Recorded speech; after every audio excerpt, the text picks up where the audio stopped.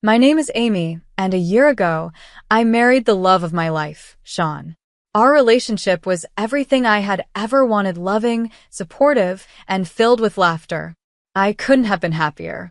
I worked as an accountant mostly from home, and I enjoyed my job, though there was more to it than people might think. Sean had his own car parts business, which kept him busy, but we still had lots of time together. We loved spending our free time with each other and often went to parties with Sean's many friends, colleagues, and business partners. I always looked forward to these gatherings and enjoyed being a part of Sean's world.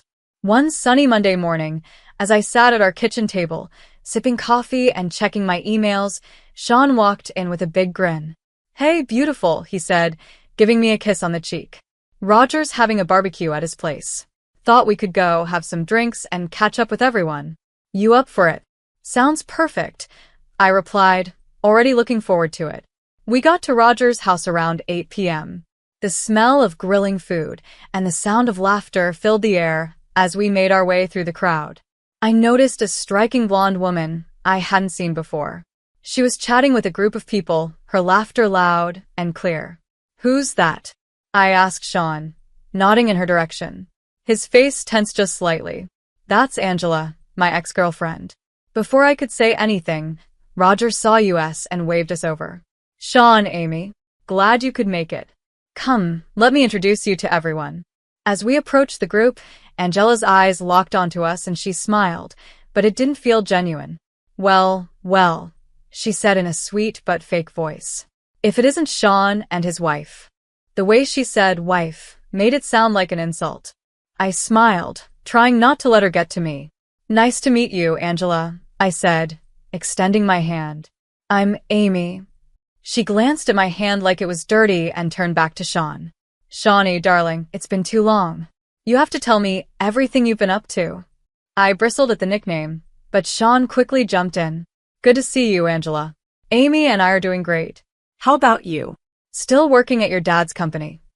For a moment, Angela's smile slipped. "Oh, you know me," she replied. "I like to keep my options open, unlike some people who feel stuck." The conversation with Angela dragged on for what seemed like hours. She kept making little digs at me while flirting with Sean. I did my best to stay calm, but by the end of the night, I was completely worn out. In the weeks after that first encounter, I started seeing Angela more often at our social events. Each time, she seemed to go out of her way to make me feel uncomfortable. One Saturday evening, we were at a dinner party hosted by one of Sean's business partners. I was talking with a few of the wives when Angela strolled over, holding a champagne glass. "Oh, Amy," she said in an overly sweet voice, "that's an interesting outfit." I didn't know the librarian look was back in style. I glanced at my knee-length skirt and blouse, suddenly feeling self-conscious. "I think it's appropriate for a dinner party," I replied, trying to keep my voice steady. Angela laughed, the sound sharp. "Of course you do, sweetie. Not everyone can pull off high fashion like me." I bit my tongue, resisting the urge to point out that her dress looked more suited for a nightclub. Instead, I politely excused myself and went to find Sean. As the weeks went by, Angela's behavior got worse. She began posting pictures from our gatherings on social media, always making sure to crop me out or hide my face. Her captions were thinly veiled insults about my appearance or personality. One day, while scrolling through my feed, I saw a particularly cruel post. Angela had uploaded a picture of herself next to an unflattering one of me. The caption read, "Who do you think is a better match for Sean? Vote in the comments." I felt my face heat up with anger and embarrassment as I read through the comments, most of which favored Angela. At the end of the post, she added, "Looks like the people have spoken. Sean must be crazy to pick plain Jane over a beauty like me." That evening, when Sean got home, I decided it was time to bring it up. "Sean, we need to talk about Angela," I said as he walked in. He sighed, loosening his tie. "What has she done now?" I showed him the post on my phone, and his face darkened as he scrolled through it. "This is unacceptable," he muttered. "I'll talk to her. Tell her to take it down." "That's not enough," I said, my voice shaking slightly. "I want you to tell her to stay away from us." "I don't want her at our parties anymore," I said. Sean ran a hand through his hair, looking uneasy. Amy, I can't do that. She's the daughter of an important business partner. I can't just ban her from social events. So, I'm supposed to just deal with her bullying me? I asked, my voice rising. Of course not, Sean said, pulling me into a hug. I'll talk to her and make it clear that her behavior isn't okay. But you have to understand, I can't cut her off completely without hurting my business relationships. I pulled away, frustration building. And what about our relationship, Sean? Doesn't that matter?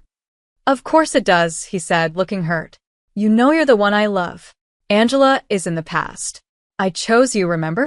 His words should have made me feel better, but I couldn't shake the feeling that this was just the start of our problems. As I lay in bed that night, I couldn't help but wonder if our perfect life was beginning to crack. In the weeks that followed, Angela's behavior became even bolder. At every party or gathering, she seemed determined to get under my skin and get closer to Sean. One night, we were at a cocktail party hosted by one of Sean's colleagues. I had chosen a simple but elegant black dress, feeling confident and comfortable. That confidence didn't last long. Angela walked in wearing a tight red dress that left little to the imagination. Her eyes locked on Sean, and she headed straight for us. Sean, darling, she cooed, completely ignoring me. You look absolutely stunning tonight.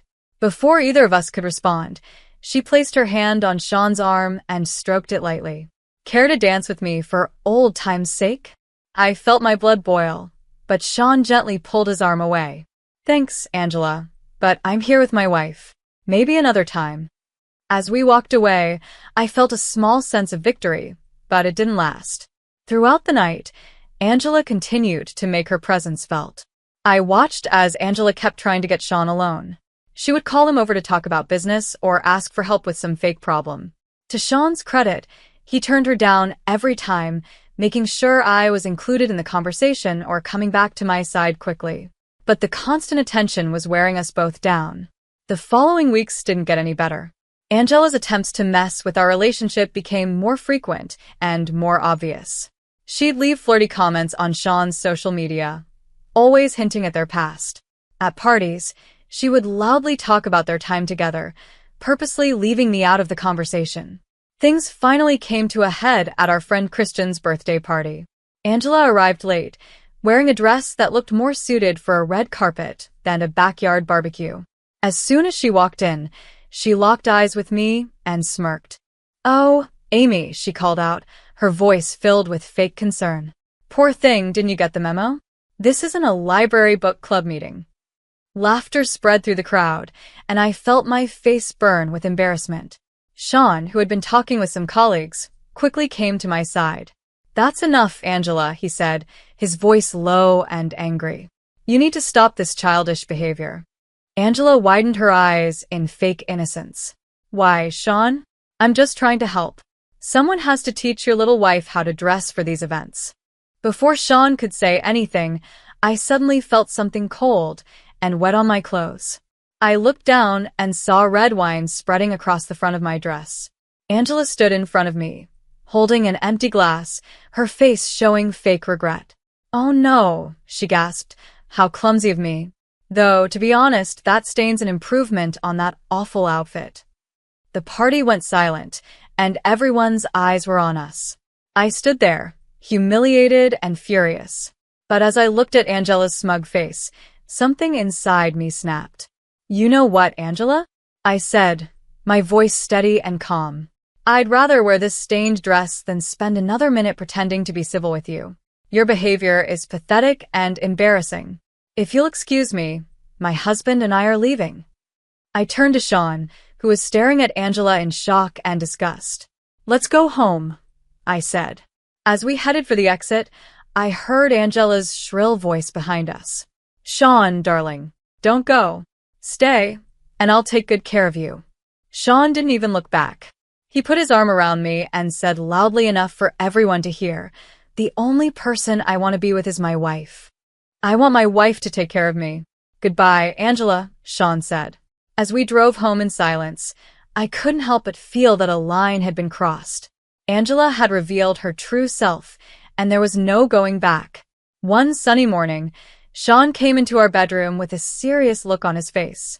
Amy, I have to go on a business trip, he explained. It's important for the company. I'll be gone for about a week. I nodded, feeling a small knot of unease in my stomach. Okay. When do you leave? Tomorrow morning, he replied. Sorry for the short notice. It came up suddenly. I forced a smile. It's fine, I understand. Your business is important. The next day, Sean left for his trip, and I found myself alone in the house. The week dragged on, and I kept myself busy with work to fill the quiet.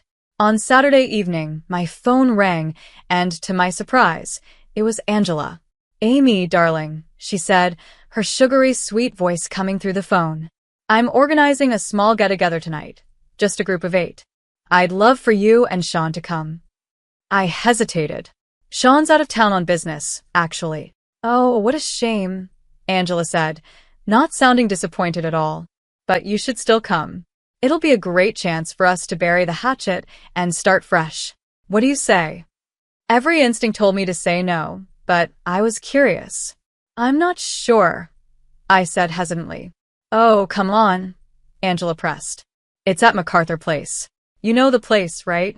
Very exclusive. It'll be fun, I promise. At the mention of MacArthur Place, I felt a smile tug at my lips. All right, I said, making a quick decision. I'll be there. What time? Wonderful, Angela exclaimed. 8 o'clock. Don't be late. At precisely 9 o'clock, I walked into MacArthur Place. I saw a group of Sean's friends, 8 people, including Angela, sitting at a table. For a moment, I thought things might actually go well. But as I approached, my heart sank. There was no place set for me at the table. Angela stood up, her eyes gleaming with malice. Oh, Amy, she said loudly, her voice dripping with fake concern. I'm afraid there's been a misunderstanding. You see, we're full up here, no room for extras. She twirled, showing off her designer dress. This is a place for people who belong, Amy. Beautiful, successful people. Maybe you should try the diner down the street. I hear they make a great hot dog. The table fell silent. Everyone looked uncomfortable, but no one spoke up. I laughed, genuinely amused by Angela's pathetic attempt to humiliate me. I turned and called out, "Excuse me, could I speak to the restaurant manager, please?" The manager approached our table, polite and professional. "Is there a problem here?" he asked, looking between Angela and me. Before Angela could respond, I smiled at the manager. "No problem at all. I was just wondering if I could join this lovely group for dinner." The manager smiled kindly. "Of course, madam. Let me get you a comfortable chair right away." As he hurried off, Angela's face twisted in anger. "Excuse me. I booked this table for 8 people. She wasn't invited, and there's no room for her here," Angela snapped. The manager returned with a plush chair and placed it at the table. "I apologize for the confusion, but Madam has the right to sit wherever she wishes. She is, after all, the owner of MacArthur Place." A gasp went around the table. Angela's mouth opened and closed, stunned, while Sean's friends looked at me in disbelief. Christian, one of the friends, finally spoke up. "But Amy, I thought you were an accountant. That's how Sean introduced you to us." I smiled and shrugged. "I am an accountant. I do the books for my restaurant. I don't usually talk about my wealth. I prefer to judge people by their character, not their bank account." Angela's face turned bright red, a mix of embarrassment and anger. The mood at the table shifted quickly. Sean's friends, who had stayed silent earlier, now scrambled to invite me to join them. "Amy, please sit with us. We'd love to hear more about your restaurant." "I can't believe we never knew this about you," one of them said. I raised a hand, smiling gently. "Thank you all, but I think I'll pass.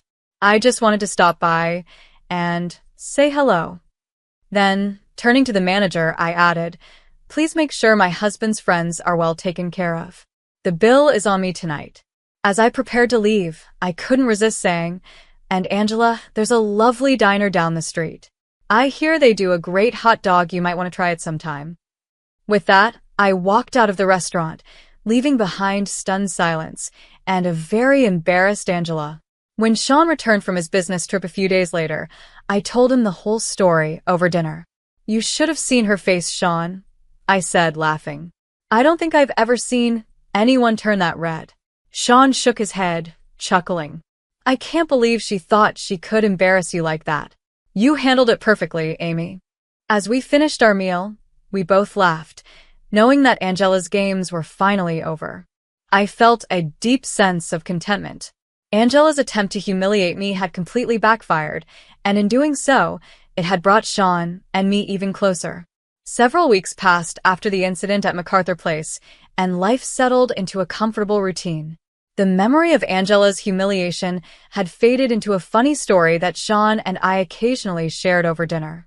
One morning, as I was going through my emails, I noticed something interesting: a message inviting me to participate in the prestigious Entrepreneur of the Year award program, specifically in the category for successful new businesses. My heart raced as I read the details. It was a big recognition for all the hard work I had put into the restaurant. We decided to attend the event together. On the night of the awards, we dressed up. Sean looked sharp in his tuxedo, and I chose an elegant, simple gown that made me feel confident and strong. The venue was amazing, filled with the city's most successful and influential people. As we mingled, I saw many familiar faces: friends, acquaintances, and several of Sean's business associates. The atmosphere was buzzing with excitement. At one point, Sean excused himself to chat with some colleagues, leaving me by the champagne fountain. I was admiring a beautiful ice sculpture when I heard a familiar voice hiss in my ear. "What are you doing here?" I turned to see Angela glaring at me, her face twisted with anger. "I was invited," I replied calmly, showing her my invitation. Angela's eyes narrowed. "This event is for the rich and successful people of the city, people like me and my father. You don't belong here. How dare you try to sneak into our world? Leave before you embarrass yourself." I stayed calm, scanning the room until I spotted who I was looking for. With a smile, I waved to two distinguished older gentlemen in fine suits who were talking across the room. As they walked over, Angela continued her rant, but I ignored her, focusing on the men. When they reached us, I warmly embraced one of them. "Dad, I'm so glad you could make it," I said, kissing his cheek. Turning to the other man, I extended my hand, which he shook warmly. "Mr. Raymond, it's great to see you again." Angela's jaw dropped as she realized who he was. Her voice rose with disbelief. "Daddy, what are you doing? How can you be friendly with this nobody? She's just an accountant who got lucky. She doesn't belong here." Mr. Raymond's face turned bright red as he listened to his daughter's outburst. His usually calm eyes were now full of anger. "Silence," he thundered, making Angela flinch. He gestured toward my father. "This man is Brendan Taylor, one of the most successful entrepreneurs in the country and my trusted business partner. Your ignorant words could ruin a multi-million-dollar deal." Angela's eyes widened in shock, but instead of backing down, she snapped, "Then cancel the deal, Daddy. We don't need to do business with her family. They're beneath us." Mr. Raymond's face grew even redder, and his voice rose to a shout, drawing attention from everyone in the ballroom. "That's enough. Your behavior is unacceptable." He pointed a finger at Angela. "From this moment, you're cut off. No more allowance, no more credit cards, and consider yourself evicted from that fancy apartment you love so much." Angela's mouth dropped open in disbelief. Mr. Raymond then turned to me and my father, his tone soft and apologetic. "Mr. Taylor, Amy, please accept my deepest apologies for this awful scene." "Angela," he snapped, turning back to his daughter, "leave. Now." You've shown you don't deserve to be here." At that moment, Sean pushed through the crowd, his face full of concern and anger. "What's going on?" he demanded. Then, catching sight of Angela, he shook his head in disgust. "I should have known. Now I remember why I broke up with you, Angela. You never learned how to behave." Angela's tough front finally crumbled, and tears started streaming down her face, smudging her mascara. "Daddy, please," she sobbed, reaching for Mr. Raymond's arm. "I'm sorry, I didn't know. Please don't do this." But Mr. Raymond brushed her off. I have business to discuss with my partners, he said coldly, turning his back on her. Goodbye, Angela. As Mr. Raymond walked away with my father, Angela stood alone in the middle of the ballroom, crying with mascara streaking her cheeks. The crowd around us slowly drifted away, leaving her isolated and humiliated. The rest of the evening went by in a blur, and when it was time for the awards ceremony, I found myself walking onto the stage in a daze as they called my name for the Successful Entrepreneurial Debut category. As I accepted the award, I spotted my father and Sean in the audience. They were standing, clapping wildly, their faces glowing with pride. Their excitement filled me with a wave of joy and accomplishment. In the weeks after the ceremony, life settled into a new, pleasant routine. The golden statue sat on our mantel, quietly reminding us of that special night. Sean and I continued attending parties with his friends and business associates, and without Angela's toxic presence, the gatherings became so much more enjoyable. The atmosphere was lighter, conversations were more genuine, and laughter was much more frequent. One evening, as we were getting ready for another social event, Sean came up behind me while I was putting on my earrings. Wrapping his arms around my waist, he said, "You know, I've noticed how much more fun these parties have become lately." I smiled at him in the mirror. I was just thinking the same thing. It's amazing how one person's absence can change everything. Sean nodded thoughtfully. Speaking of absence, have you heard anything about Angela lately? I shook my head. Not really. She seems to have completely disappeared. Though I did overhear Christian talking to his wife at the last party. There's a rumor that Mr. Raymond sent her to another state, something about not wanting her to embarrass him or the family business anymore. Sean raised an eyebrow. Wow, that's pretty drastic.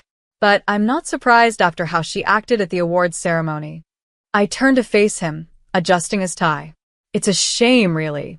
She had so much privilege, but never learned to appreciate it or use it wisely. As we drove to the party, I reflected on how much my life had changed over the past year. From dealing with Angela's drama to receiving recognition for my business, it had been a whirlwind. Yet through it all, my relationship with Sean had only grown stronger. As for Angela, I genuinely hoped she'd find her way. Everyone deserves a chance to grow and become better. Maybe her fresh start in a new state would be just what she needed. For now, though, I was happy to enjoy the moment, swaying in my husband's arms, surrounded by friends, and feeling grateful for the life we had built together.